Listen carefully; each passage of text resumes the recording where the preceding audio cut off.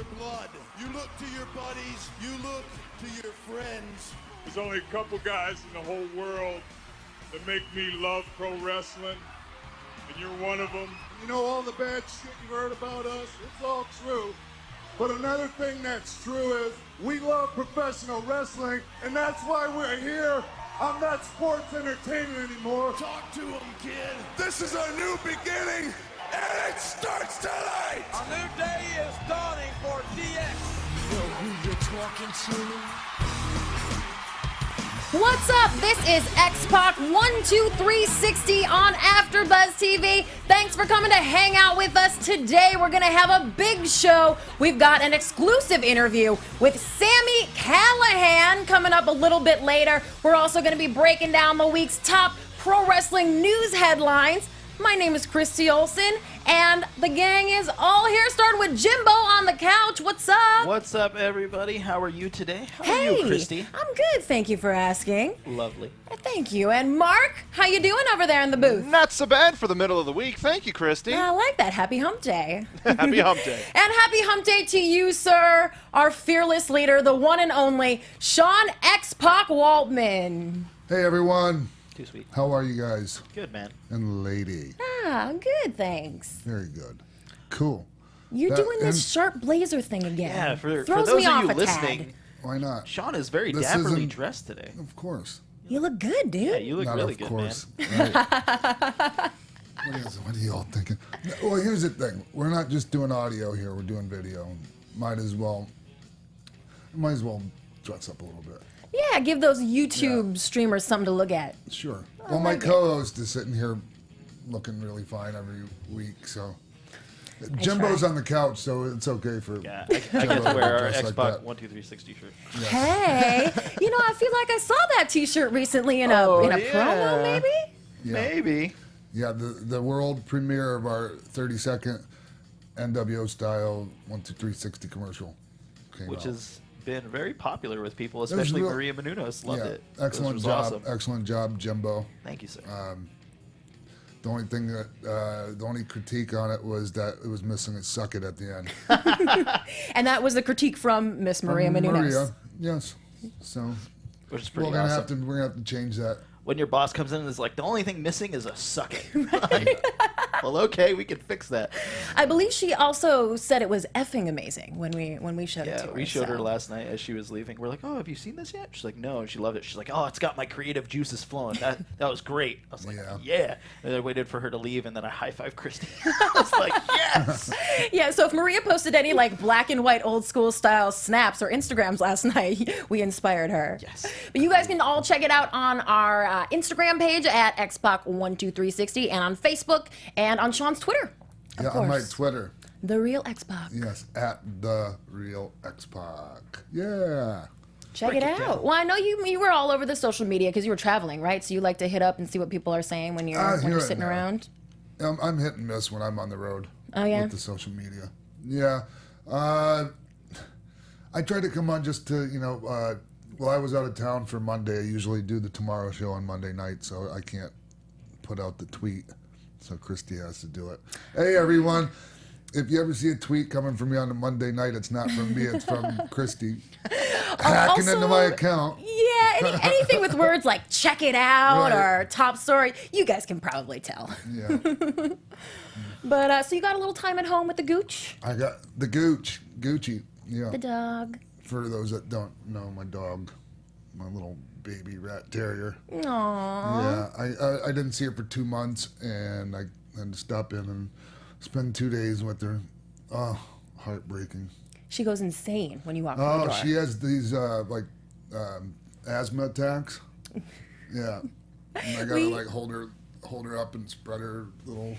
Yeah, like rub the diaphragm throat a and- little bit. Yeah, calm her Put her down. head in a paper bag so she can breathe. Stop I haven't hyperventilating. tried that.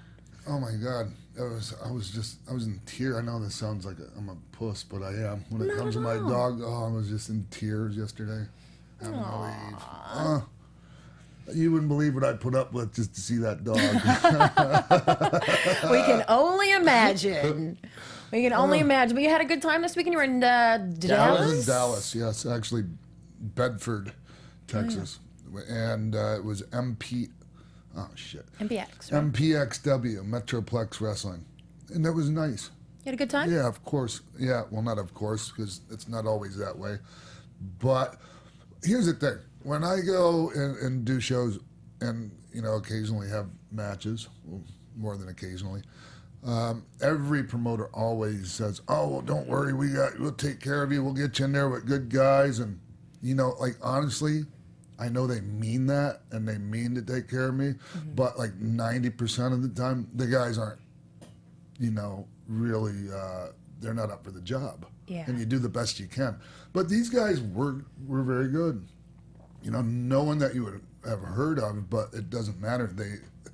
They knew their job and as far as, their role in the match. And they stayed in their lane and they listened. And we had a great match. And the people enjoyed it. It was fun. It was By great. stay in your lane, you mean do what they know they're good at and they're supposed Sure. to do? Yeah. How important is that? Especially for someone like you who's a veteran coming in, It's working really with people you don't know. Because, the tendency is you want to show off. Okay, just me coming there affects how, everyone on the show performs. Yeah. And it affected some of them negatively. They get so nervous? Well, they want to show how great they are, and I'll give you for example. And part of this was the promoter shouldn't have put a triple threat or whatever, a three-way dance or whatever you call it, on first, and give it 6 minutes. Oh. But nonetheless, they were given 6 minutes, and they went probably triple that, and they looked like they were still going. I mean, anyways, they were doing a million things. It should have been the last match of the night with all the shit they were doing. Yeah, and that's called knowing your spot on the card. Mm-hmm. That's not, but they wanted to go out there and show me, I'm assuming, how great they were, and they ended up showing me how inexperienced and not able to follow instructions that they were. So that's how that went. And then they came back and they got chewed out. Actually, you know what happened? They didn't even let them go into the finish because it just kept dragging on and on. The promoter sent the guys I was working with out there to beat the shit out of them. Yeah. It makes sense. Yeah. And they did. And then the guys came back and they got, appropriately chewed out. And then they came back and sat in the locker room with their heads buried in their towels, both of the guys, and with the boo-boo face all night. And it's just like, you know what? You screwed up. I get it why they did.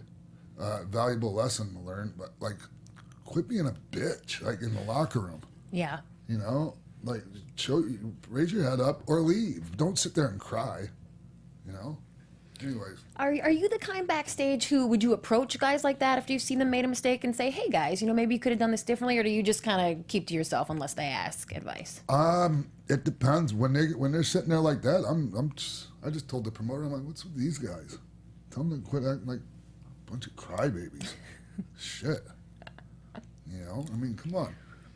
It's just you gotta have a thick skin. Like we were talking about, and this goes back to Al Snow, our interview with Al Snow last week. Amazing. He was great. And you guys were great too. Thank you. And that, but we brought up the Matt Capitelli incident, and how he has a different, view on. And Bob got a hold of me real quick about that, by the way. Yeah. Yes. Oh yeah, yeah. He wants to clarify a few things in regards to that. But and regardless of if you think Bob handled that right, it was how Matt handled it that I didn't. I was totally unimpressed with. That was the problem with that whole situation, and for me, watching him crying like a baby over it, it just was like, okay, this isn't for you. Mm-hmm. Yeah, Bob may have been inappropriate in how I've had way worse happen to me, Jimbo. I never, ever cried about it. Ever. No way. Not even in private, Jimbo. It Not makes even me in think private, of Christy. a story Adam Cole has told before where he was trying out for Ring of Honor and doing dark matches for them. And they said, if you're not having a good match, we're going to send the Dark City Fight Club to just beat the shit out of you and end your match. And they did that. And when he came back through the curtain, they're like, it was good, but not as good as we expected, you know? And he's like, oh, yeah, that's cool, no worries. And he said inside he was devastated, just like, oh, man, I screwed up so bad. They're not going to have me back. And he was bawling inside. But on the outside, he kept it together so that people in the locker room weren't like, this kid's just complaining already. And, like, look where Adam Cole is now. He just won the Ring of Honor title at the Tokyo Dome in New Japan. Yeah. You know, so. That's it. Team No-So. Yeah, Team No-So. That's a good one. Put that on a shirt. That's what the boys in Portland say. That's what I said. I know. I'm getting them on it. Well, you guys never want to miss any of these exclusive interviews that even the former superstars are talking about. So make sure you check us out on YouTube and on iTunes. We'd love it if you would like, rate, comment, subscribe. Let us know what you think about the show, and we appreciate that. So hit us up on iTunes. Yeah, we have this is our 19th show? Yes. Yeah. Okay. Racking them up. Starting with Scott Hall, Billy Gunn, just incredible. Just DDP. So we have a whole library already, and good stuff. Yeah, of fantastic interviews, fantastic content. So anyone that just found us, there's tons for you to go back and catch up on. Mm-hmm. Yeah, you can get more than your weekly dose of X-Pac 12360 that way. Yeah. Yeah, and we also do some news. I think maybe it's time to break down some headlines. Break it down! X-Pac 12360 Wrestling News.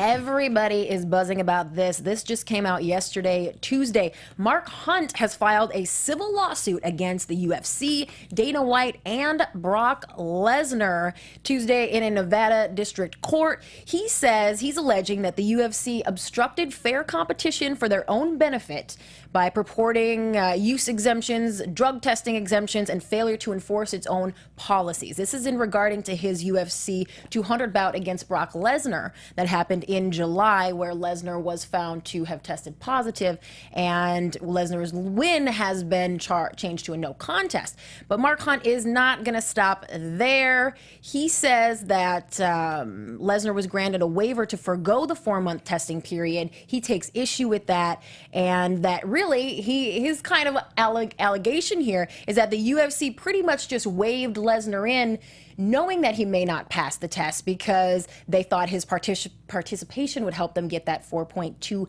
billion sale to WME IMG. And, Mark says he's a cheater, and they allowed it. And what message is that sending to boys and girls who want to be a fighter someday? He's been asking for a contractual clause that forces a fighter found to be doping to forfeit his or her fight purse to their opponent. He's pointing out that Brock made millions off of this fight and only had to pay $250,000 fine. Yeah. And he takes issue with that. Yeah, apparently so. And, okay. Brock Lesnar cannot be.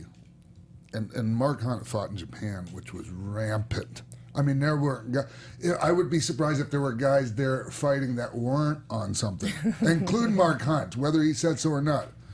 Okay, and so, calling somebody a cheater, okay, that's it's a strong word in this world. If that's, but you got pretty much 99.99% of people in the sport, then I guess you would have to call a cheater. Mm-hmm. Okay, but I gotta. He does have a point though, in regards to, basically Brock being allowed to, forego the 4-month testing and all that. And, that's not an even playing field. I get it. I totally get where he's coming from on that. Mm-hmm. And here's the thing, too, is Mark Hunt's at the end of his career, and so I don't think he has anything to lose as far as, filing this lawsuit. Yeah, I mean, because he's still under contract with UFC, but he's saying, hey, his last 3 most recent opponents actually have all been found guilty of anti-doping violations. Yeah. And so he kind of refused some future fights, and now they're telling him that he has to get back in the ring, and he will be on March 4th at UFC 209. But he's really not going to let this go. Yeah, and okay, I see his point. I just don't, he very well may win. Yeah. So we'll see. Do you think that the fighter found guilty of doping should have to give their purse to the opponent? If that's the agreement ahead of time. But only if that's the agreement. I think that should be on a case-by-case basis. Okay. Honestly, I think two fighters should make an agreement, and if both fighters agree that they can take PEDs, they should be able to take PEDs. Oh yeah, I mean that makes sense. Why not? Even there again, all he's asking for is an even playing field. That's right. That would satisfy that. Yes. I think Mark Hunt needs to be realistic about the fact that he was just the body to put in there with Brock Lesnar. Brock Lesnar was the guy on the marquee that was selling the show that people wanted to see and people were paying to see. They just needed anyone in there willing to get punched in the face by him. He just happens to be a credible opponent who has a record, who people are like, hey, he's got a fighter's chance. One of those punches lands. Who knows what can happen? But like you said, everyone's on steroids. Everyone's using enhancement drugs to get better. So it's really not cheating when everyone's doing it. That's how I look at it. Okay, but I'm not in MMA. But it just seems to me when you don't use that stuff, you're cheating yourself. Oh. That's how I look at it. Hey, and you know what? You roll the dice. Sometimes you get caught. I know that they've made the penalties a lot stiffer now, but I think they're going to roll back on that a little bit. They're going to figure out how to. Because it's not all these stringent testing, like all these, and they're catching guys left and right. It's not going to do anything to eliminate PEDs from MMA or sports in general. It's just not going to happen. Nope. When I read that story, I couldn't wait to get your take on it. So thank you, Sean. Cool. And now let's move on to a little bit of WWE news. It has now been confirmed Chris Hero is returning to NXT. He will be wrestling under the name Cassius Ohno. Triple H officially tweeted this. So there was rumors for weeks, and now we know it is going down. He was on NXT TV and had a cute little showdown with Shinsuke Nakamura. Not so cute. It was very hardcore. He, of course, debuted in FCW in 2011 and was with NXT through 2013. So it's been a little while, and now he's back. Yeah, and okay. I was gonna say, it's BS that he got let go, but the truth is that was the right thing for him at the time, was to get the hell out of there. It wasn't a good environment. When he first came, it was FCW, right? So he got in all that, and it just wasn't really. It wasn't NXT. And he wasn't. FCW. And he was going out there and having really good matches, but his match with William Regal is amazing. Sure, so good. And that's the kind of, and that's his strong suit. Well, he's strong at tons of stuff in there. He could do it all. Yeah, and I know they were really, really, harping on him about his condition and his weight and his appearance, and I just think that, like a Mick Foley or like, a Kevin Owen or certain guys like that, you're not everyone's going to look like the underwear model, okay? And trying to get certain guys to do that, I think, is asinine. Bring a guy in for who he is. If obviously they brought him back, so he's a fantastic professional wrestler, and I think people will be just fine with how he looks. Yeah, just fine. I think you said it perfectly. Bring a guy in for who he is. Yeah. He's made his mark on independent wrestling. Right. This is his next level. So what? He's a little bit bigger. That just makes him not the cookie cutter wrestlers that everyone else is. That's right. And he can move like a cruiserweight for how big he is. So I'm really happy for him. And at his last PWG show, he gave a speech of like, this might be my farewell, but I'm not sure yet. And I don't want to count my eggs before they hatch because, someone like Willie Mack gave their farewell speech and then they didn't pass their medicals. So yeah, I wouldn't even say that much. This could be another situation where that happens. And he's like, last time I was in NXT, I didn't get my medicals cleared for like 6 months, which is why I sat there. Yeah, and Claudio got to get pulled up to the main roster without me. Yeah, because I think originally the two of them were supposed to go to the main roster and revamp the tag division. The Kings of Wrestling. Wow, that would have been a whole different path. I was a big fan of the Kings of Wrestling, Claudio and they're amazing. And Chris together. Hero. Yeah. So good. Yeah. Do you think maybe they'll possibly be reunited? No. No, I just don't think that the WWE fan base is. I could be totally wrong about this. I just don't think that they're necessarily like dying for that. Mm-hmm. You know, I could be wrong. I think that's more of like an NXT core group, like the super hardcore indie fans that are like, oh yeah, like the one match I think it was Chris Hero and Claudio against Seth Rollins, and there was like one other guy, Dean Ambrose maybe, in a tag match, just randomly, like it was 2 singles matches that became a tag match, but that's the only time they've ever wrestled. So I really hope that that Chris can come in and focus on his his in-ring performance and all of that, and not be not have to be obsessed with trying to keep his weight to what they think is an ideal weight for him. As long as he's healthy, as long as his vitals are good, and all of that, and he passed, the wellness stuff, leave him alone, you guys. Curvy is in. Leave him alone. That's all I'm saying. Leave him alone or don't bring him in. Mm-hmm. So that's just how I feel about that. Well, let's move on to a rumored return.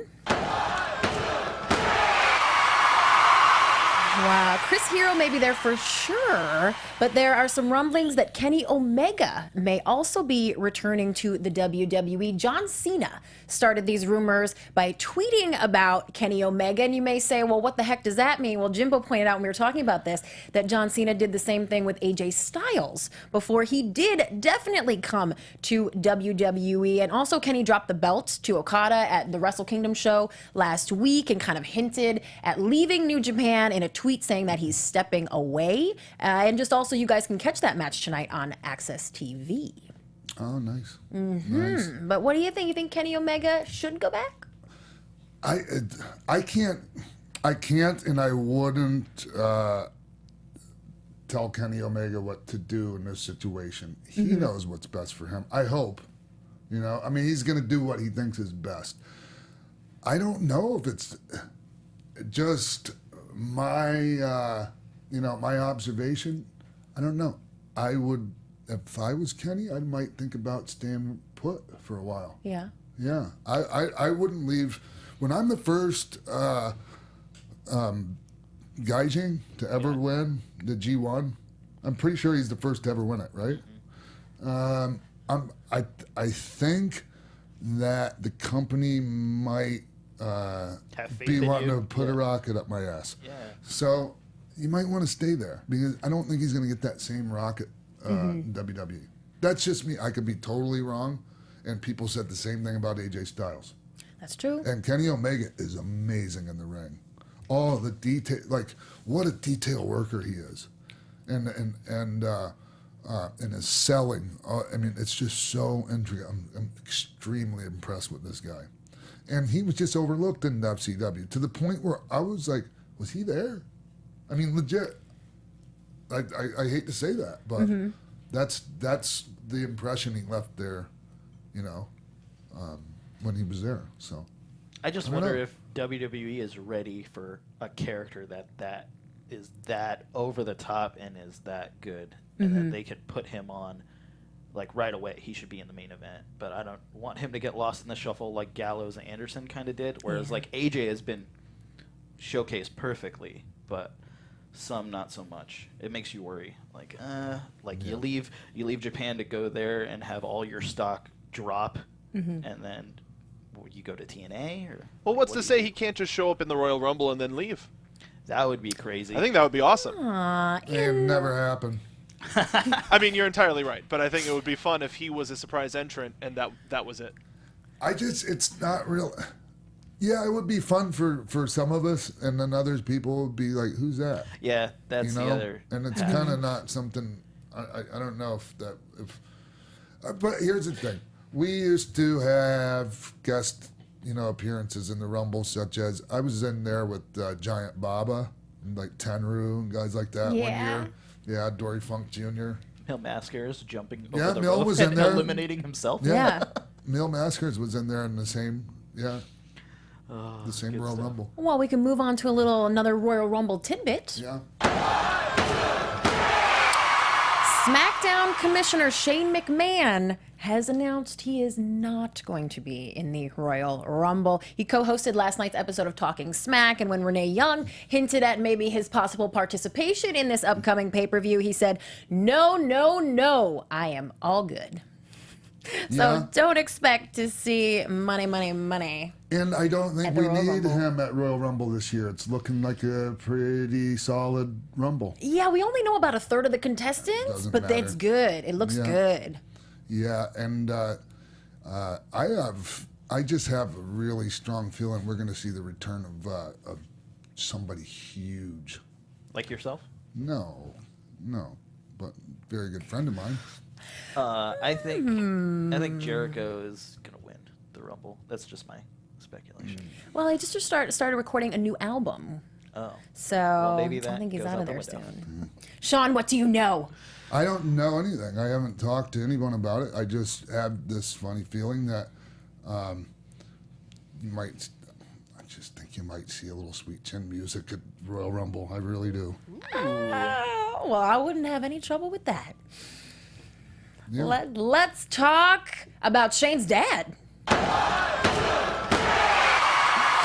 Vince McMahon, who of course founded the XFL, which is getting a Hall of Fame ceremony at Exhibit this Saturday in New York City. It's more of just an exhibit, my bad. But this is dedicated to the lone season of the Winter Football League, owned and operated by WWE. You can check out the exhibit this Saturday, the 14th, in New York City at the Cooper Union. That is a location change, a very recent one. So there'll be special appearances by former XFL players. It's free to go and check it out. And this is all to promote ESPN's upcoming 30 for 30 documentary called This Was the XFL, which will debut on February 2nd. That's Super Bowl weekend. And is said to feature the revelation that Vince McMahon and Jerry Jones have been talking about the idea of creating a new minor league football team. Of course, Dick Ebersol and Vince McMahon were the ones to launch the XFL. They have been great friends for decades, and this documentary is directed by Ebersol's son, Charlie. So you can check it out. Vince has interviews in the documentary, as does Dick, Jesse Ventura, Bob Costas, longtime WWE exec Basil S. DeVito. Basil DeVito, yeah. And a bunch of other former players. So make sure you check out the Hall of Fame and the upcoming 30 for 30. Well, I have mixed feelings about the XFL. Yeah? I mean, they're mostly negative, to be honest with you, because just like, okay, and I caught the tail end of this too, just like the WBF and ICO Pro, Vince and WWE may have been the owners, but guess who paid for that shit? We did. Yes. So, yeah. Anyways, but look, even though the XFL was a flop, there were a lot of cool things that came out of it, and I'm just going to point to one thing in particular. For anybody that's watching football these days, there's a camera shot they get now, and they have like wires holding the camera up above the stadium. Yeah. And it basically works like a jib, like a crane camera, but you can't have one of those in the stadium. Of course. So during the XFL, WWE's production is second to none. Any kind of TV production. Yeah. And they developed that camera, and NFL uses it to this day. Yeah. So there were a lot of cool things that were adopted by the NFL. Yeah, this from documentary is said XFL. to kind of touch on that this sort of changed the way that football is broadcast. Sure. Really. Yeah, I don't know. As far as players go, the only one I can even remember is the guy called He Hate Me. That's who obvious everyone reasons. remembers. Yeah, because that was We had on the back of his that's one jersey, the back of his right? jersey. Yeah. Sure. Yeah. That's so funny because that's all I can remember. I still have an in mint condition XFL jacket. Yeah. Oh, that's cool. Is it like a leather, Letterman jacket? Oh, yeah, wow. like that. Exactly. Wow. That's awesome. I want to see that. Well, WWE recently filed a new trademark for the XFL letters. So do you think this is happening? You think him and Jerry Jones will make a new minor league? I think that there's room for it. Here's the problem. I think that they just marketed the XFL wrong. When you're trying to say that, or when you're trying to push something as an equal alternative. People didn't buy it as that. If they would have just said, "Hey, you missed football in the off season. Here's some football. Here's some more pro football for you to watch."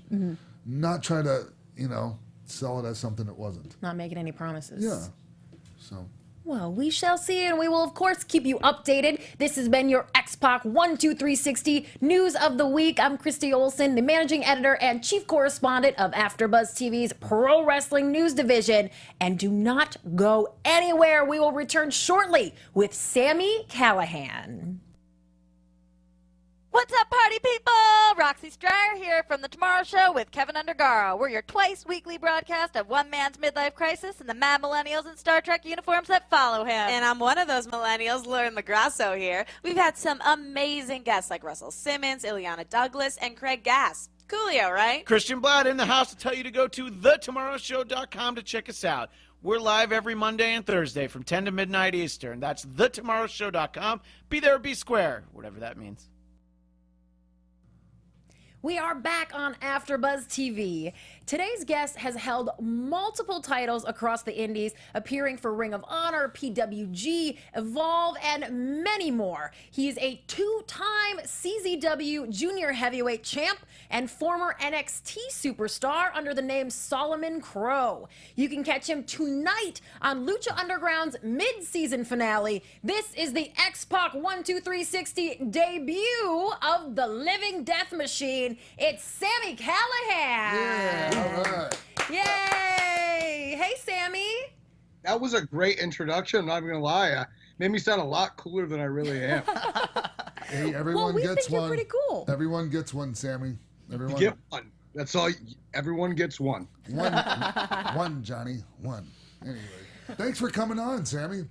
No, Thanks, thank you, man. As soon as I got the opportunity to do this, I'm like, I usually don't do podcasts all that often, but they're like, Xbox. I was like, yeah, I'm doing Xbox. Well, I'm honored to hear you say that. Hey, the first time that I actually got to sit and watch you it was a hell of a match. We were at Philadelphia at ECW Arena, 2300 Arena, whatever they call it now. And it was for House of Hardcore, and you were working with Brian Cage, another Lucha Underground guy. God, you guys tore it up. Up.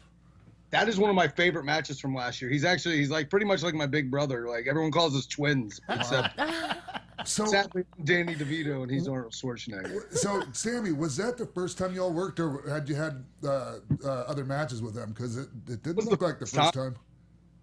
First time. Wow. I mean, you guys did it.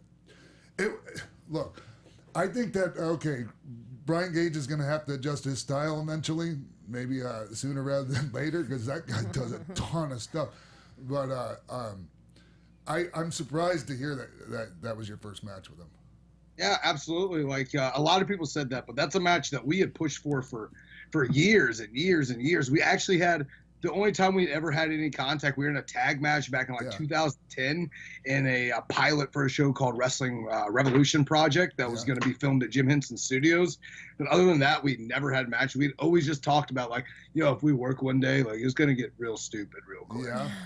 It's just, the thing is, Sammy, I saw you in FCW / NXT, and you were never given the opportunity to show anything like that. The only time I saw them give you a chance to shine was in a match with CJ Parker. Yeah, and like here's the thing, like I'm never gonna bash WWE because like that's not how I am, but like I always wanted to be in WWE, and one day I do believe I'll be back there, but like all I ever wanted or needed was an opportunity, and I never got that opportunity. Like it's one thing to be given the ball, it's another thing to be given the ball and have some guys to block for you, and I never had those blockers. Like you're only gonna go so far, like when like there's not a lot of direction, not a lot of like, okay, this is what's needed, this is wanted. Like I feel like if they would have just let the chains off of me and was like, go be Sami Callihan, like I'd be on Raw right now as one of the top guys. Honestly, I just think, and hats off to you for having the courage to make the decision on your own to leave. Because a lot of guys would never do that. They wouldn't see the writing on the wall, or they would just hope that something was going to change for them without them actually doing something to bring that change on. And you did that by leaving, and that's going to be Sammy, why they bring you back and you have a successful run there eventually. And like one of the things is like, it was a decision. It was a hard decision to walk away from your dream job is like really hard. But like, I felt like, I'm like, look, like I still think I'd be there right now. I wouldn't have got fired. There was no writing on the wall, but there was like no like set, like this is what's going to happen. I was always told like, this might happen.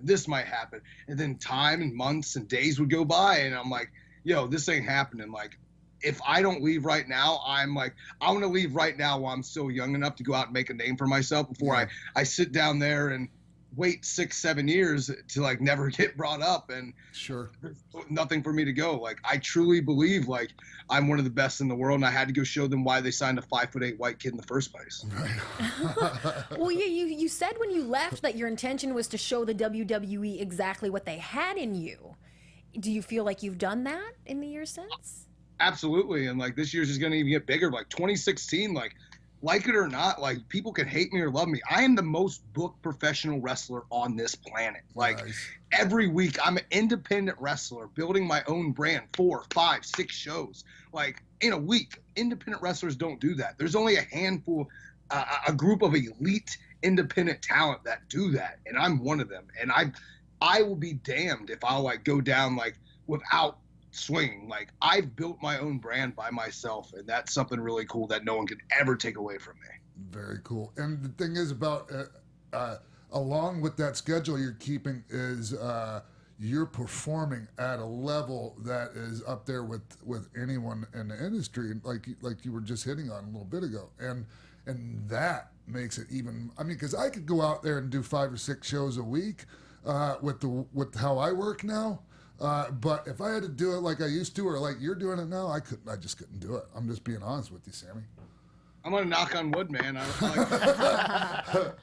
I'm indestructible. Like I've coined that phrase crash style, but like the way I do it's a lot different than other people. Like people's always like, oh, you gotta watch out, you gotta be careful, Like I'm careful in my own right. Like there's something that I've conditioned myself and conditioned my body to be able to perform at that level, that high all the time.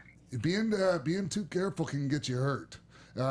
It's almost like being gun shy, and I that's the one thing about me. I don't want to bring this about me, but once I got out there, I was never worried about getting hurt. Even after I got hurt, previously, you can't do it, Sammy. You just can't do it. You'll get hurt, or you'll hurt somebody else. Absolutely. And sometimes, like now that I'm starting to get older and stuff, I'm like, oh, like. Maybe I shouldn't do this or maybe I shouldn't do that. But as soon as I walk through that curtain, like it truly is, I become a different person. And like I do things still to this day in the ring. I'm like, why would I do that to someone? I am a mean, nasty, vile, messed up son of a bitch. But like that's like sometimes I have to get to the back and I'm like, yo, I'm sorry I spit right in your face, or I'm sorry I said this. But when I'm out there, I become someone different. And like I think that's what makes me appealing to people. It's like, what the hell is this going on right now? Controlled chaos. Sammy, I'm sure you've heard the saying, it's better to say you're sorry than ask for permission. It's one of my favorites. I live my life by that term, and I kind of wish, looking back on my run in NXT, I wish I wouldn't have walked on eggshells and wouldn't have been like what they wanted me to be, and just kind of went in there and just said, you know what, fuck it, like I'm gonna be me, and I'm gonna do what I want to do, because I know it would have got over. I know I would be a huge star if I just would have went with my gut, but I didn't go with my gut, and that's what screwed me. Sure. I was watching a little bit of a clip of an interview you did, and Kenny Omega and Kevin Matthews and some of those guys were there. I think it was on High Spots to give them a little plug. Kurt Hawkins was there too. And, you were talking about, we'll just touch on it for a second, Bill DeMott. And, people have said tons. We don't have to get that much into it. But you didn't bury him, and you were nicer than I would have been. But I have to compliment you on not pointing the finger at other people. Like, okay, you were given the ball, but you weren't given people to block you. But other than that, like, I don't hear you blaming others. You know, I live my life like that. Like, my parents didn't raise me like that. My dad, my mom, like, they raised me as like, yo, if you mess up, you fuck up, you take responsibility for that. And I'll take responsibility. If I would have went in there, I just would have been me and quit listening to what every coach said or what every agent said and just like went with my gut and said sorry later. Like, I'd been in a way better situation than I'm in right now. But I didn't do that. Like, I'm never going to blame other people because that's not how I am. Like, I hate that. I hate going to shows and being like, oh, like, this person didn't make it because of this, or this person didn't make it because of this. Like, take accountability and just live your fucking life. Like, I hate that. Like, I am not a negative person. Like, and I'm probably like, I get on my friends and my girlfriend all the time, like, quit being so negative. Like, why are we negative? Like, this is supposed to be fun. If it ain't fun no more, like, let's not do it. Absolutely. Absolutely. I think it's crazy that you weren't pushed on NXT, but you were undefeated in all your dark matches at NXT. Dude, I was NXT Dark Match Undertaker. You don't even know about that. There was a streak of 8 tapings straight. I was in a dark match and just squashed people out. NXT Dark Match Undertaker. They could have rolled with that as a gimmick. It would have been great. Hey, what's your name of your finish? Muffler Stretch? The Stretch Muffler. Stretch Muffler, yeah. That's great. Yeah, another thing that they didn't want me to do originally, a thing that made me and a move that I had built for 10 years all over the world. They're like, no, let's make that like shitty slingshot splash thing you do your finish. And I'm like, whatever you want. And I wish I would have been like, no, that's not a finish. That's not my finish. Why did they want you to change it?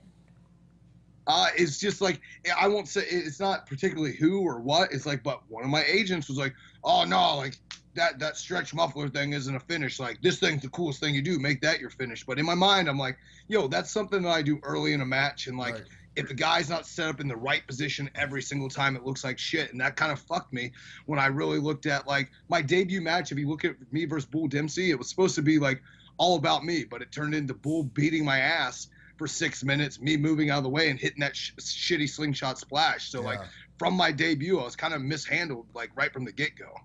But I dig the splash on the leg. That's badass. Yeah. I was also told that's not cool either. Yeah, well, I mean, that's the thing. Look, you're gonna hear that from people, and one of the things that gets me, Sammy, is when somebody's always got to screw with the recipe. You know, the recipe is just fine how it was, but somebody always has to add their little. They have to tweak it so they can say that they did that they added something to it, and just leave it the fuck alone. You know, and I wish I would have known that now. Like when I got signed like right at the end of being 24, beginning of being 25. Like I wish and I grew up there. Like I will always think WWE, made me grow up, made me become an adult and learn how to to be in front of people and press and how to present yourself. They did do that for me. But like at the same time, like I wish I would have known like now, like I wish I would have just went in there and been like, nah, like I'm gonna do me because me works. And like I think they like that. I think sometimes they like when people go against the system and don't just like bend and bow to them. Like, and I was the opposite. I went in and just walked on eggshells, did everything I was told to do and tried to make everyone happy. Here's the thing about that, about bucking the system. If you bring something to the table like you do, you can get away with it. You know? Yeah. I wish like if I get another chance, like it'll be a lot different. And I do believe I'll get another chance. Like, I know you will.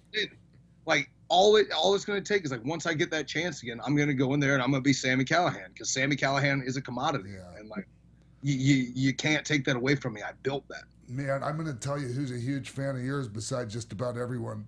Billy Gunn. Oh, I love me some Billy Gunn's my coach dad. Yeah, man. Like he's a guy that's like really like helped me become like even a more well-rounded performer. Like I always like knew little things and bits and pieces, but like. Even like to this day, he's one of the guys I'll call up on the phone and like he'll give me advice on things. Like he taught me how to be a bona fide superstar. Like Billy would be the first guy to tell you, I ain't gonna teach you a headlock and I ain't gonna teach you a shoulder tackle, but I'll teach you how to get over. And like that's what it's all about. And like he's done that. And like I thank him. Like still to this day, we go work out and train together, and like we help each other, which is cool because like him coming back to the Indies and going to New Japan, like I've been able to be like, yo, you should like do this. Like people's gonna like really blow up if you do like this kind of thing on the Indies because no one's gonna expect it. And on the same token, he's just taught me how to be like a bona fide superstar. And we were on a show together. We had a tag match, and he was excited because I think it was the next day he had a match with you coming up. Yeah, and then is real funny because like he had always saw like what I had at NXT, and like he had always given me a real hard time. And like when I first got to NXT, I hated him because he ragged on me, and I was in his class every day. But then like after a while, like I finally just like told him, was like, you know what, screw you. And he's like, yeah, that's what I've been waiting on. Like I was one, and I started to realize the longer I was there, I saw like he only treated people like that he saw something in, and he wanted them to like stand up and be like, nah, like, and like that's where like I've started like I've taken that into my life now. Like I'm not gonna let people walk all over me ever again. And I'll always thank him for that. Like he really is like a second dad to me. When my dad passed away, he was the guy that was there for me, and like I'll never forget that. Cool. And Sami, when they brought in Matt Bloom and Terry Taylor, and I've never been to the Performance Center, believe it or not, since the day it was open. There's a particular reason why I didn't go there, and that reason's not there anymore. But gee, I wonder. But they have different levels of classes there. I don't think a lot of people realize that. It's like kind of like a gauntlet almost, right? Like, and there's rings surrounding the center ring. And how does that work?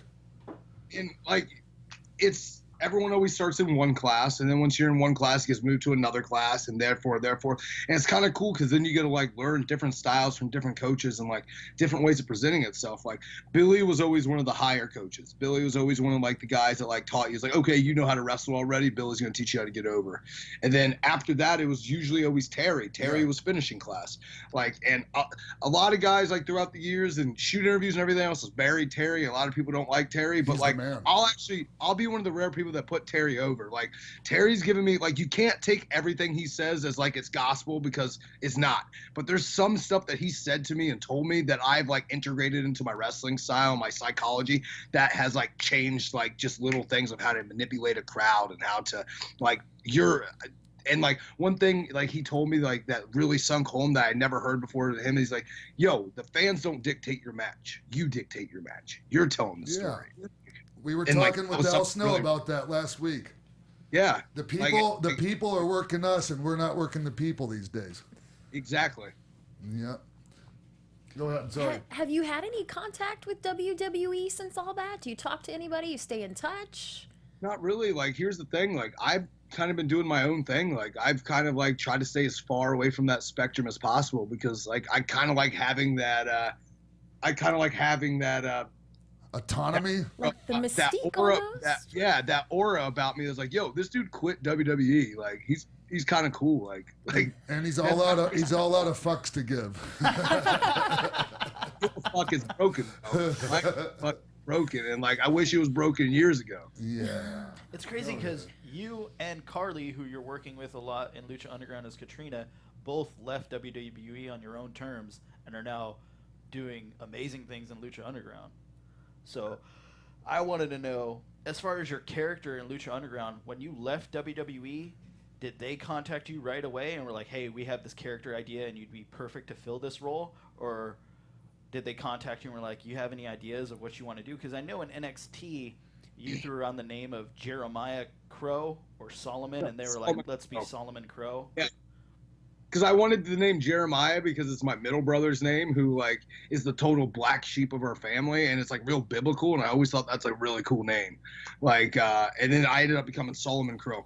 But when I left WWE, my phone blew up. Like the first day that I quit, I was kind of like, you know what, I'm kind of nervous. Like, and they tried to get me to do the 30-day, like, hey, we'll pay you for 30 days, but you can't work anywhere. And like, I took a real risk, and I went, you know what? I don't want your fucking money. I want to go show up at shows this Saturday. Wow. And 3 days later, I showed up at AAW in Chicago, and the rest is history. Like, because I knew if I waited for 30 days, like, all my buzz, all my mystique would be gone. I had to take a risk and go out there for non-guaranteed money and just hope it worked out. And trust me when I say it worked out. Like, yeah, hey man, that's what happens when you believe in yourself. Yeah, I had to. And this is also what can happen when you stay in a situation like you were in, is you quit believing in yourself and you start doubting yourself. And that's one of the reasons I walked away. Like, I had a long talk with Baldo, Matt Bloom, great guy, and like a guy that like I wish I could have worked with more because like he taught me a lot too, and he was one of my he's one of my top draft picks. Yeah, he's the man. He's the man. And he had asked me, he goes, "Do you think you learned anything in developmental?" And I'm like, "Yeah, I've learned some stuff." He goes, "Well, like, what's different between you now and you on the indies?" And I went, "I forget how to be a star." Like, and he goes, "What?" I'm like, "Yeah." Like, I'm like, "Bro, like, I was a way different person when I was on the indies, and like here, like, I'm not the same person. I second guess everything I do. I don't have my confidence." And like that was one of the deciding factors. Like, I need to leave and go find myself again. And trust me when I say I found myself again, and I'm kicking on all cylinders right now. Nice. I was checking out a match that you had with Ricochet. And, oh wow. And I was not shocked, but extremely impressed that you kept up with him, move for move, spot for spot, and. At the same time, I've seen you work with other guys that have a different style and very versatile. And how'd that come about? That's what I pride myself into. I'm like, I'm never going to be the biggest dude. I'm never going to be the fastest dude. And I'm never going to be like a guy that can do amazing flips. Like, that's just not me. I'm very clumsy when it comes down to the end of the day. But like, one thing that I've prided myself is I'm the most versatile guy on the planet. Like, I can have a good match with anyone, any style, lucha libre, hardcore, technical wrestling, strong style, whatever you want me to do, I can do at the end of the day, depending on what story I want to tell. And the reason that like I'm able to do that is because when I was young, man, I hit the pavement hard. I would go to every seminar within 12 hours. Like, I remember driving 18 hours to go to a Mike Quackenbush clinic just because I wanted to get in Chikara and learn like Chikara stuff. I remember going to Tommy Dreamer seminars, Kevin Nash seminars, Al Snow seminars. Anytime we'd go to Germany, like other guys would be like, "Oh, I'm going to sleep in." I'm like, "No, I'm going to go work out in the ring with all the young guys and like learn some German style." When I was in Japan, I'd be the guy always working out with the Japanese guys and like, "Yeah, I want to train at the dojo. Like, let's train. I want to learn some stuff." Mexico, same thing. Like, still to this day, I train like 1-2 days a week, but now it's cool that like I'm training young guys now, but like I still work on stuff myself because I'm not done learning, and like I don't want to just become like this.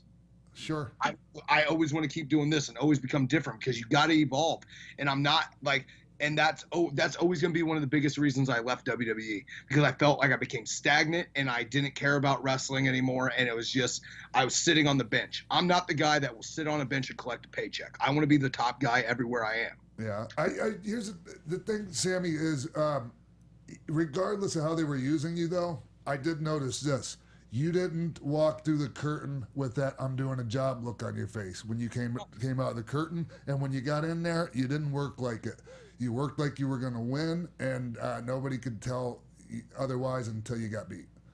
Absolutely. And like, because like this is the thing, like everyone's going to have to do the job sooner or later. Like it goes in cycles, and like certain times your job is like, "Hey, your job tonight is to get this guy over." And I pride myself in being one of the best motherfuckers to put a guy over. It makes it look that much better. You might want to become not so good at that. Like, because honestly, man, if you're so great at putting guys over, that's what they'll have you do most of the time.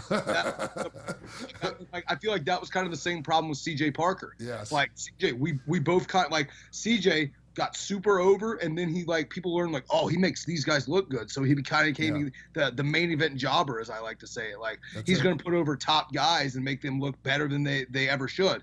And when CJ left, I went right into that role, and I was like, I need to leave before I get like, I don't want to target, because the longer I'm here and the longer I get just jobbed out all the time is like, I can't go to other places like Ring of Honor or Lucha Underground or TNA and be a top guy because I've been jobbed out on national television for the last year. So like that was one of the reasons I left. Like I was like, I wasn't satisfied, and I'll never be satisfied just sitting on the bench. Yeah, I told this to Louis Spicolli many years ago when he and I both, like, I had my tryout with Louis. One of my favorite, by the way, of all time. Yeah, he was phenomenal, and I owe him so much for giving me 2 amazing tryout matches in a row. But I told him, he couldn't understand why they wouldn't, start using him using him better. And I'm like, because they look at you as a job guy, and they're always going to look at you as a job guy until you leave and go become something else, somewhere. And That's why I left, Sammy. I mean, that's a huge reason why I left the first time, because I didn't want to be looked at as the kid anymore. That was, exactly. You know, it's like, cool. Sure, the 1, 2, 3 kid was a great character, but at the end of the day, you're a kid. Yeah. Like, if you're always perceived as a kid, like, you're never going to be world champion, or you're never going to be a top guy as the kid. Like, it's the writing's on the wall there, and like, sure, that was your foot in the door to like bigger stuff, but you knew like, I can't be the 1, 2, 3 kid forever. Yeah, and plus, by the time I got there, I was already a father, anyways. Yeah. You know, my son was born when I was 19, so my son was 2 years old, almost 2 years old by then, and that. So I thought I was a grown ass man. I wasn't, but I sure thought I was. Yeah. Yeah, and I thought the same thing when I first got signed to WWE. I was like, I'm a grown-ass man. I'm going to go in here and, like, I'm going to be, like, one of the first small guys that gets pushed to the moon, like, and it didn't happen. I was like, yeah, I had a lot of growing up to do, and trust me, I grew up a lot, like, in the time I was there, and now the time I've been back on the Indies. What's the biggest lesson you learned from your time there? Follow your gut. Like, follow your gut. Yes. The thing is, like, at the end of the day, like, only you know you. Only you know you. There's going to be all these different, like, people, like, different coaches, different agents, Triple H, like, people up above that are going to tell you, like, hey, this is how you be Sami Callihan. It's like, well, you're not Sami Callihan. Like, you don't know, like, what's going on in my head or, like, the way I process things. Like, so you really can't tell me how to be myself.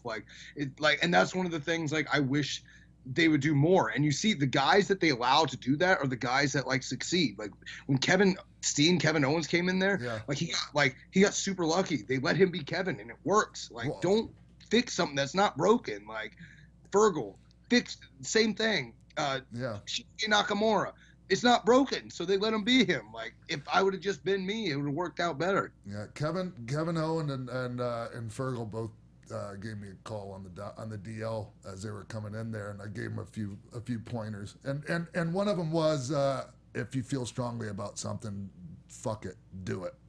And I wish someone would have told me that. Yeah, I said, trust me, and it was what I said to you. If you're bringing a ton to the table, you'll get away with it. Trust me. And that's one of the things that Terry Taylor told me. Like, Terry Taylor is one of the first guys, like, down there that, like, actually believed in me, and, like, he kind of really, like, gave me some great advice. And one of the things he told me, like, this is probably 6 months before I left, he goes, look, he goes, I can see he's like, I know how good you are. He's like, I know what you can do, and I have a lot of faith in you. He goes, but you can keep trying to be what other people want you to be and fail, and then, like, get fired and be like, damn it, what if I was just myself? Or you can be yourself and go down swinging. Yeah. And I was like, Terry Taylor, okay, he's not just there because he's a nice guy, okay? He helped Sean. He's not a lot of people don't say he's a nice guy. Well, they don't know that. That's because he's so honest. They know the old Terry. Terry, okay, full disclosure, Terry's one of my dear friends, one of my favorite people in the whole world. He was there for me as a friend in some really tough times.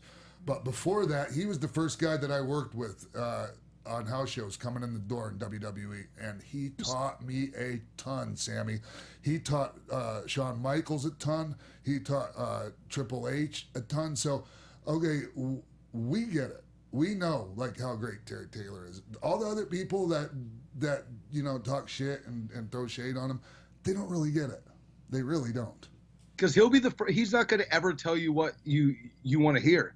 Like, he's a very opinionated on his own thing, and like, and that was my only fault with Terry. I wish Terry would debate a little more. But you know, Terry's like, why are you going to ask me if you don't want to listen? Like, and it's true. Okay, tell me. Do you know where he gets that from? That's how Chief Jay Strongbow used to be. He had a lot of wisdom, but if he were going to be like that, he would go, okay. You know? And that's what I like. Once I left, like, I really started putting things together. I'm like, look, I like tried to make every agent, every coach happy with what they wanted me to be, instead of like being like listening to it and just being like taking everything as a grain of salt. Like, it's like, okay, he says this, I can take one little thing from that. He says this, I can take one little thing from that. Like that works for me, because not everything's gonna work for every person. Like, wrestling is flavors of ice cream. Sometimes people like chocolate, other people like vanilla. Like. And that's how you got to look at wrestling. Yeah, especially more and more these days, because there's not just going to be that Hulk Hogan or that one person that everybody universally that's their favorite. Because I mean, it's just not like that anymore. That's why you have Roman Reigns and all these different guys that I mean, I think you know what I'm getting at. It's just there's going to be a few different people to choose from that are going to be the big stars. I think going forward.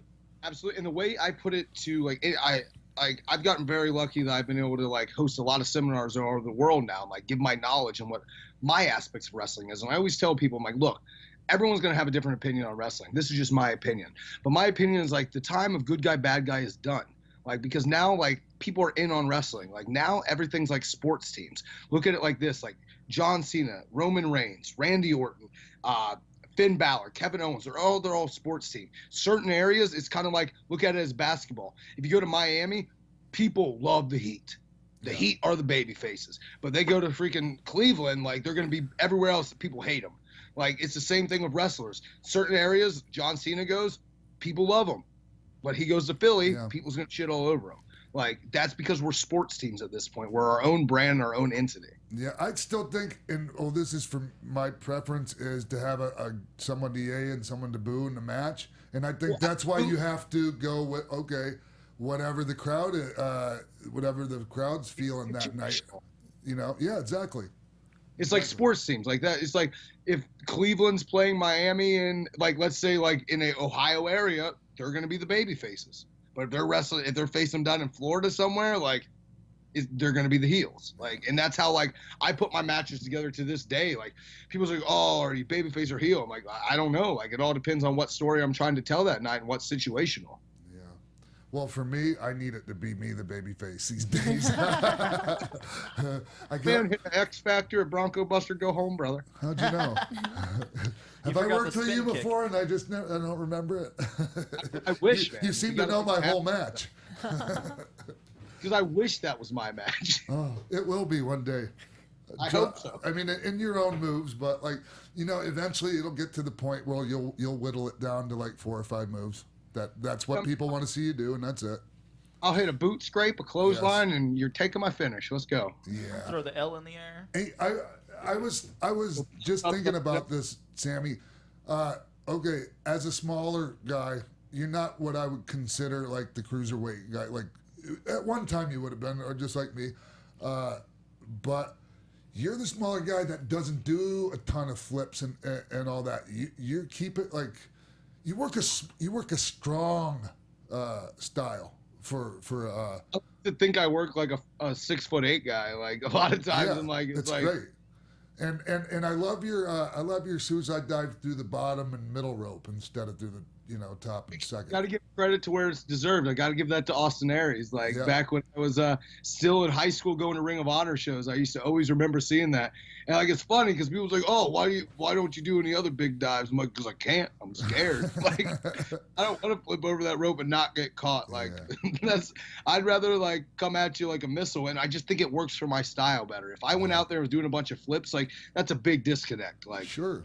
Yeah. And other people are doing it. I mean, are we going to be the best at it? No, because there's some guys out there that are amazing at it. Yeah. Here's the thing, and people's oh, be more of a cruiserweight. It's why am I going to be more of a cruiserweight? No one's going to be as good as Ricochet or Will Ospreay or Neville. And the what best. does that mean, even being more of a cruiserweight? I am. It's my. Anyways, I'll get up onto my soapbox, and I don't want to. Sorry, you guys go ahead. Because was it Tommy Dreamer that said you're like Raven and Taz put together? Is the Sami Callihan character. Have you've seen Pete Dunne? Yeah, he's like you and Bryan Danielson put together for me. Yeah, that's what I see. Me and him, we're the Bruiser Cats, bro. We're about to blow some things out. Yeah. Oh, that's dope. Hey, Sammy, are you watching any of the cruiserweight stuff in WWE right now, the 205 Live or any of that? Absolutely, man. So many of my friends are in it, and plus my little baby brother Swan's the champion, so I can't nice. Can we talk about Rich Swann? And are you still roommates with him? No, he lives legit across the street from me now. Great. Is he there right now? Tell him to come over. We got some I think questions. he's coming over later tonight, to be honest. Are you guys gonna have rap battles? We're probably going to battle it out. Like, we're like just dumb kids. Like, we either play UFC or we play the WWE game because, like, legit, like, we're probably the 2 best on the planet. We'll put it out there. Like, that's our vice, and it's always been. I love it. Sammy, what are your thoughts on how they're doing the cruiserweight thing in WWE right now? Well, I think it's awesome because, like, now, like, they're actually, like, giving these guys, like, an awesome platform to, like, show how good they are. And but I think, like, the biggest problem with it, like, I still think they're segregating it too much.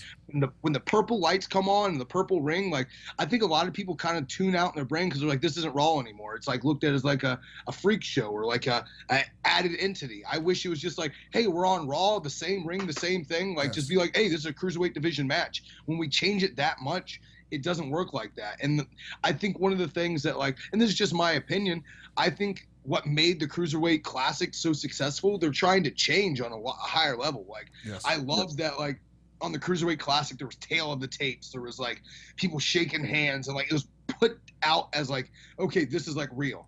This is a real competition. And now it's kind of just put as, like, oh, the Cruiserweights are on. Like, no, like, these guys, like, how are these guys ever going to be looked at as other than superstars and be able to move up in the roster if they're like, oh, it's like they're a special attraction. I've said this, like they used to do with the, and whatever.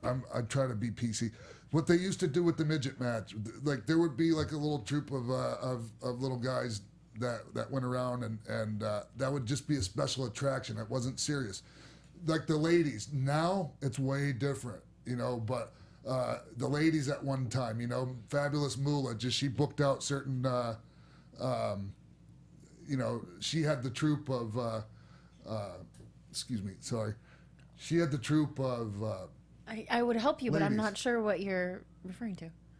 Fabulous Moolah used to run all the ladies. Yeah. And she would book the ladies out, and they were just like, they were just a special attraction. They didn't really have their own division, and you just knew that by watching. Like featuring lady wrestling. Yes, exactly. That's what I'm getting at. And I also have, and I've said this before, and I heard JBL and Rosenberg and them. What is that? Bring it to the table. Yes. Yeah. There's been they one were talking. episode. One of my problems with it, Sammy, is this: they put it on after Raw is over, and the people are done. Okay, and you can tell. You can just tell the atmosphere of the matches. And JBL said this, and I totally disagree with it. He said, if they can't handle being out there last, they shouldn't be here. No, that's not it at all. Like, they're not pushed they're not used properly to be put, on last like that. And the like, people don't care. All these guys are like, they're legit some of the best wrestlers in the world. Like. And, like, I just wish they're instead of just putting them out there as, like, they don't really call them WWE superstars. So, like, they're the WWE cruiserweights. Right. So, like, they should be WWE superstars. They should be looked at exactly the same. Yeah. Like, they're bringing a lot of money into the company. Like, for God's sake, like, Rich Swann's on the fucking truck beside Brock Lesnar. Like, treat them like superstars. Like, they are superstars. Yeah. With so many of your friends being there, you say you're watching, is it ever difficult to see where other people are at? Do you ever think, what if, or what might have been, or I wish I was there? Do you deal with any of those kind of emotions? Absolutely, but I don't like to live in the past on things. Like, sure, like, I see guys that, like, either A, I've helped out, or B, I've shared the ring with, or C, like, I've traveled the world with, and now they're world champions on Raw, or they're in the Cruiserweight division, and, like, I'm still in the indies, like, busting my ass. But then I realized, like, you know what? Like, my path's a little bit different. And, like, I'm special. And, like, I am going to go down as being legendary, even if it's for all the wrong reasons. Like, everyone has their own path. And my path was just a little bit different. And, like, that, but I think that's kind of, like, what's great about me. That's why I'm so endearing to people. And that's why I connect so much. Because, like, I'm a guy that kind of said fuck you to the system, and I was like, I'm gonna do this my own way, and like I'm gonna prove to you why I am an entity. Because like as a kid, I love WWE more than anything, and like I want to be on WrestleMania, but like I obviously saw that the position that I was in that wasn't gonna happen, so I had to do what I had to do and like take that roll of the dice and like bet on myself for once, and that's what I did. Yeah, when we don't do things that are scary or that there's fear involved in doing them, I really don't think that we truly live. And when you don't take the risks, sorry, be prepared for mediocrity. Yeah. Sorry, and that's all there is to it. That's not like, and like I'm a real weird person. Like so that, like in my mind, the way my brain works, I'm like, I don't want to just be a person. I don't want to be a normal person. I don't want to be mediocre. Like I always want to be the best. Like I am a competitive person, and like if I'm not like sure, if people's better than me, I'll just straight up say, yo, these people are better than me. But like when I'm not given the chance to lead the charge or be the quarterback, like I'm not gonna just go and be like, you know what, like I didn't make it because people are that much better than me. Yeah. Well, Sami, we touched a little bit on this before, but let's go back to Lucha Underground. How did you end up there? So as soon as I left, like a lot of my friends worked for that company, and they're like, yo, you need to get Sami Callihan right now. You need to hit them up right now. And it was the next day I got an email and like a call, and I started talking to them, and like I could have went to a bunch of different places, but like I went with Lucha because like I like what Lucha's doing. It's different. It's cool. It's fun. Like they're not like insulting people's intelligence, being like, yo, like this is real. It's put together as like a TV show where you can have time travelers, you can have mystical ghosts, you can have like anything you want. And like that's what I love about pro wrestling, was like anything's possible. And like it truly does make you believe like, oh, this dude really is a time traveler. This guy really is a dragon. And like on top of that, like I like their business model. Their business model is like, sure, we're under contract to them, but like I can still work on the indies. I can still work around the world. I can still continue to build my brand and like do what I want to do and help build other companies. Like I want to be the guy that like companies like AAW or PWG or Evolve and guys like that, I want to be the top guy, and I want them to be like, yo, this guy is going to help us build our company. So I can show the WWE and the rest of the world, like, this guy's a draw. Like, I love putting out pictures of in Chicago where I'm selling out 1,000-seat buildings for AAW in the main event, being like, Sami Callihan equals the draw. Yeah. Like, sure, that's my character, but like at the same day, like, you know what? Fuck it. Like, I like to say that because it's true. And it feels good. Yeah. It feels really good. It's modest a lot of times, but sometimes you just got to say, you know what? Nah, me. Hey, it's not bragging if it's a fact. So, and hey, now with your deal with Lucha Underground, Sami, how does that affect you working for, say, an Evolve or something like that, who has a presence on Flow Slam, streaming service? Doesn't matter, as long the way my deals worked out is like I can work forever I want, as long as it's not on a major national television station. Gotcha. Okay. How much control do you have over your character in Lucha Underground? Well, we have our writers, which are amazing and like get like backstories and what they want, but like out of every wrestling company I've ever worked for, the one thing about Lucha Underground is like they are like, hey, give us ideas, give us some ideas, like. What do you want? Like, what do you want to do here? Or like, you're like, yo, this would be better. And like, they'll be like, oh yeah, that would be better. Like, they're open. They want people to like, it really is kind of a company for the boys, by the boys. Cause like, it's like a bunch of misfit toys that were like told no, or told you're not good enough, or were changed, now getting the chance to like take their cuffs off and like really make art. Like Ricochet coined that term, he's one of my best friends. Like, what we're doing is art. And that's true. We're artists. Like, this is our art. Like, you know, like some people like Picasso and other people. Like, not everyone's going to like the same art, but like we all have the option of like painting whatever canvas we want to paint. That's why I just think it's so rich of certain people to try to marginalize somebody else's expression of art. Like the Ricochet Osprey stuff, you know, with Vader. And all that. I just think it's so silly. Okay, that's not your cup of tea. It's still fucking art.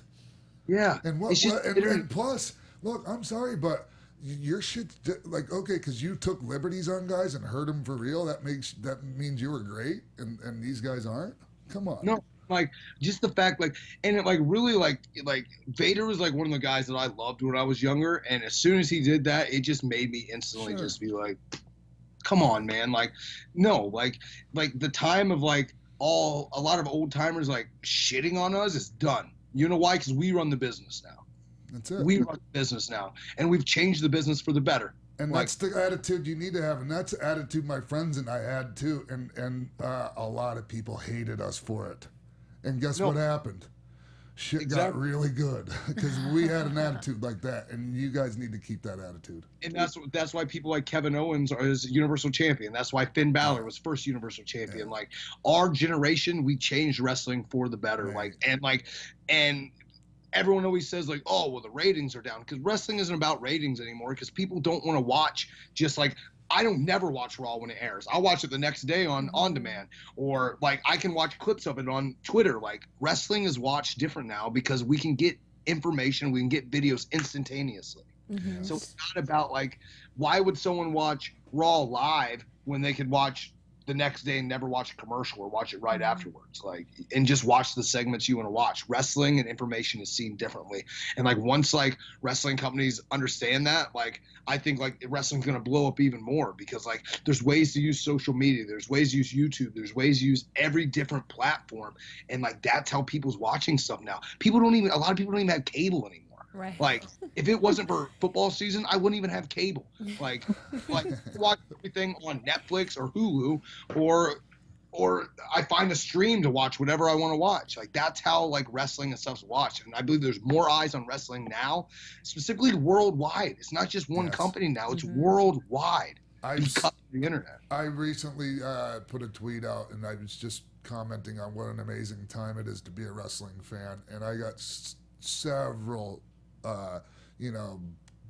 Bullshit tweets, what do you mean? And those, what are you going to say to people like that though?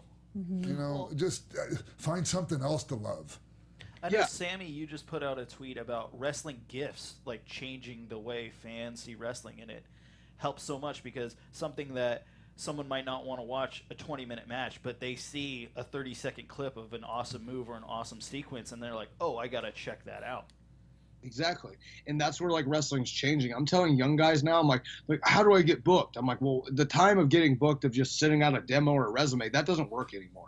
No, you got to create a buzz because like now with social media, that's how, like I booked my own company, the Wrestling Revolver, which is starting to blow up now. And the way I look for people is I'm like, oh, let's see how many people they have on Twitter. Oh, they have 100,000 followers on Twitter. That means 100,000 people is going to see my flyer if they tweet it out. Like you have to build that brand. And by having that just animated GIFs now, like all it takes is one clip to go viral and you're going to get booked everywhere. Mm-hmm. All it takes is that one video to go viral.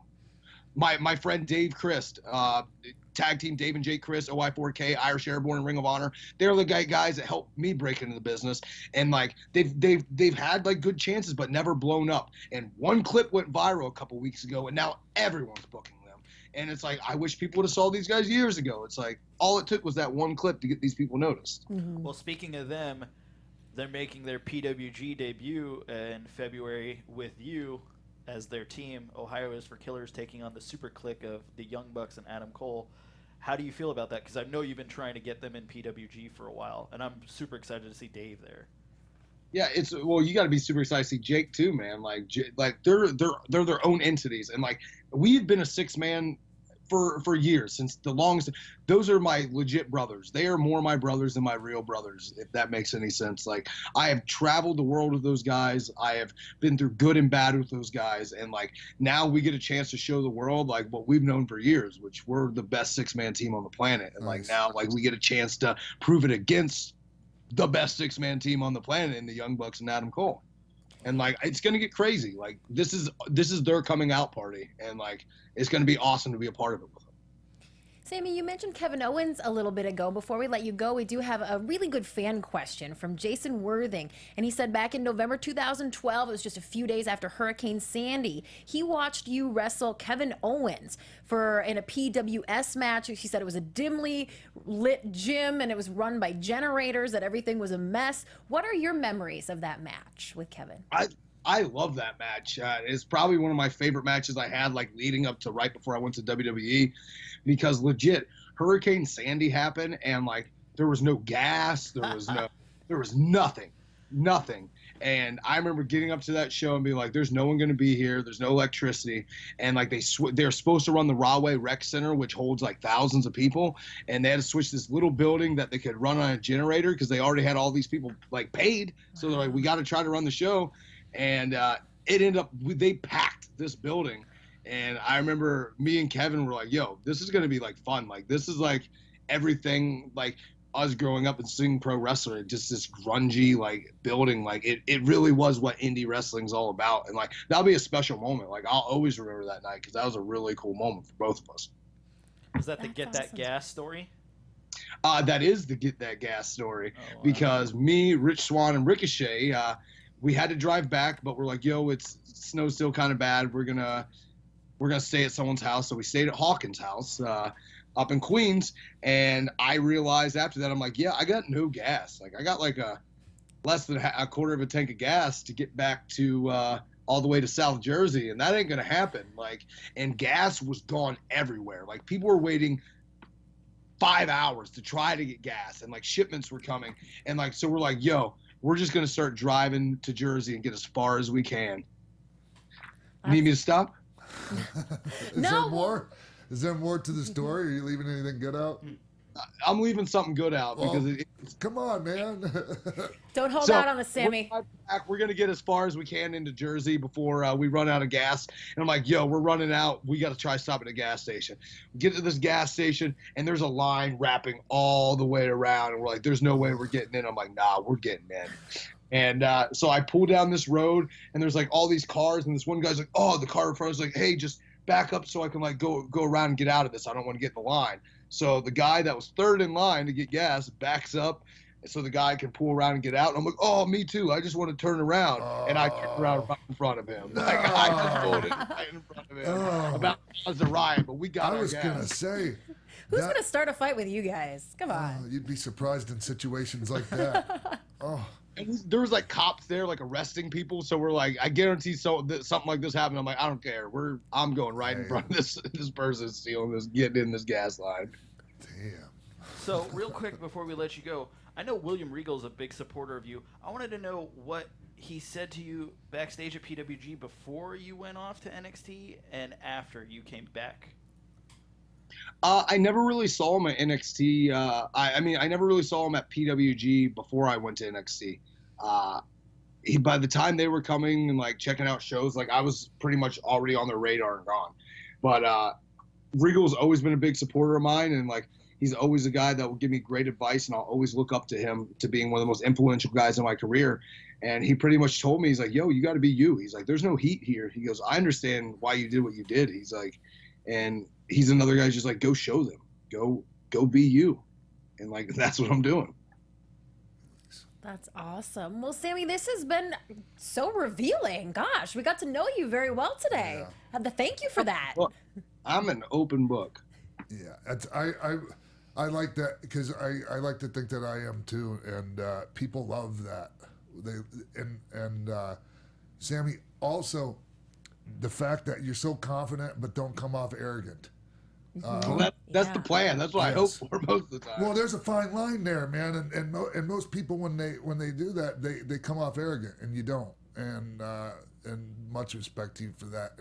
And I really want to thank you for giving us some of your time today. And I tell this to everyone: our time is the most valuable commodity we have, and the fact that you give us some today, I really appreciate it. Thank you, man. No, thank you, man. It really means a lot. Just you like asking me to come on this show, and you having faith to put me on this platform to tell like some of my stories. Like legit, man. Since I was a kid, you're like one of my favorites. Like, thanks, man. Thank you so much. Before we go, is there any one thing you want people to know as we're ending this? Yeah, just keep checking me out, because trust me, this year is going to blow up even more.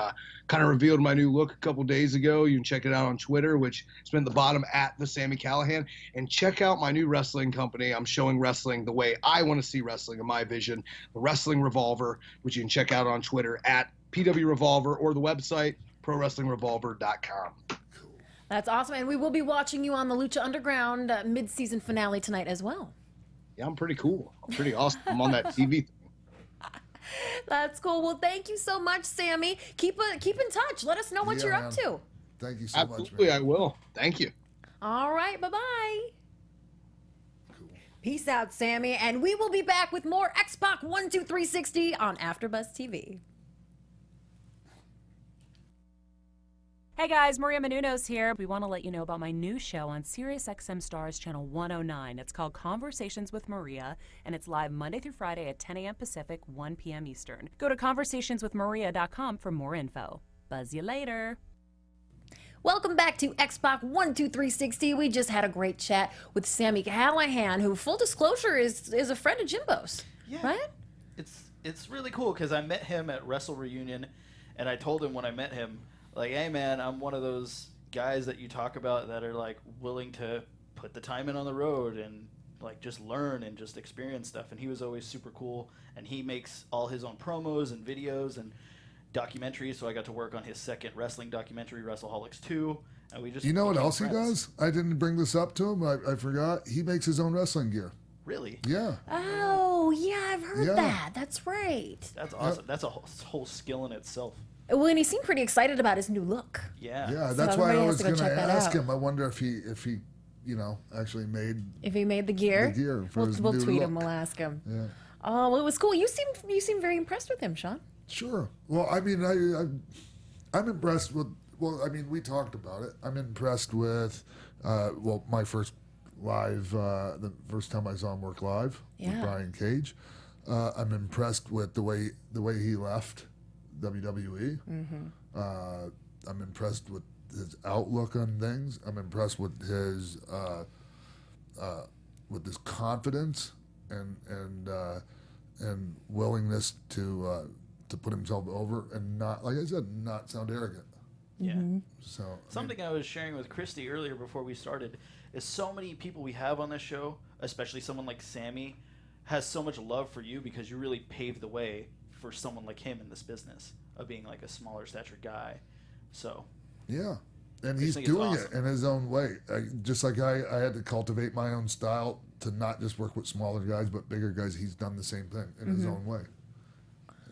Well, next week, guys, we are going to be joined by the Young Bucks as our special guest. So that will be huge as well. Can't wait for it. The Make Bucks sure. of Youth. The Bucks of Youth. Bucks of Youth. Wonderful.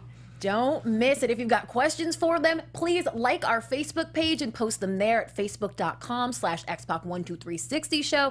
As I said earlier, we are on Instagram and we are releasing exclusive, juicy, fun videos that you know you want to see. So follow us at xpac12360. You can always hit me up directly at Christy Reports on Twitter and Instagram. I love to hear from you. You know I'm all about that news. So Jimbo, where can they check you out at? Follow me on Twitter at Jimbo in the Booth. This would be a good week to buy my Young Bucks documentary, The Young Bucks 2 Street Journey, at highspots.com, so you can watch it before we interview them next week. Cool. I like that. It's a good one, guys. Okay, I'm at the Real X-Pac, at Real X-Pac on Instagram, and I'm just gonna sign off here and go drink some of my bulletproof coffee. All right, we'll see you all next week. See you next week, everybody, right here on AfterBuzz TV. From executive producers Maria Menounos, Phil Svitek, Keven Undergaro, show producer Jimbo Frank, managing editor of AfterBuzz Wrestling Christy Olson, and managing producer of AfterBuzz Wrestling Mark Bidonica, and the entire X-Pac 12360 staff, we would like to thank you for tuning in. Feel free to like us on Facebook, rate and comment on iTunes and YouTube, follow X-Pac on Twitter at TheRealXpac, and email us at xpac12360show@gmail.com. This has been a presentation of the AfterBuzz TV Network. Buzz you later!